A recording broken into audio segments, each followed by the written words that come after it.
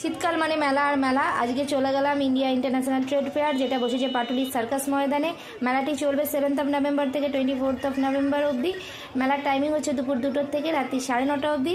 আজকে সানডে, তাই মারামারি করার মতো ভিড়। সেই মারামারি করার মতো ভিড় ঠেলে চলে গেলাম টিকিট কাউন্টারে। এই মেলায় ঢুকতে গেলে 30 টাকা করে টিকিট কাটতে হচ্ছে। টিকিট কেটে নিলাম, যাই ভিতরে কি আছে দেখি। চলে এসেছি আফগানিস্তানে। এখানে এসে গেছে ইন্ডিয়ান হ্যান্ডিক্রাফট। এখানে সমস্ত রকমের আপনি অ্যান্টিক পিস পেয়ে যাবেন। এবার চলে এলাম থাইল্যান্ডে। এখানে আপনি 700 টাকায় জুতো পেয়ে যাবেন। যেটা বুঝতে পারলাম, এটা পুরো বড়লোকদের জায়গা। বড়লোক না হলে এখানে এসে কোনো লাভ নেই। আপনি মোটামুটি 4টে দোকানে ঢুকলেই আপনার 5,000 টাকা পকেট থেকে হাওয়া হয়ে যাবে, বুঝতেও পারবেন না কোন দিকে চলে গেল।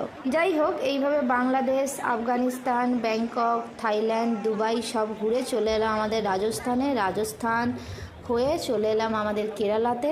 কেরালার থেকে চলে এলাম আমাদের কর্ণাটকা আদিবাসী হেয়ার অয়েল। এবং সেখানে যেতেই আমাকে উনি ডেকে আমার একটুখানি প্রমোশনাল ভিডিও করে নিলেন, আর আমার মাথাতে একটুখানি তেল মালিশও করে দিলেন। যাই হোক, তেল মালিশ টালিশ করে নিয়ে আবার বেরিয়ে পড়লাম অন্য স্টলের দিকে।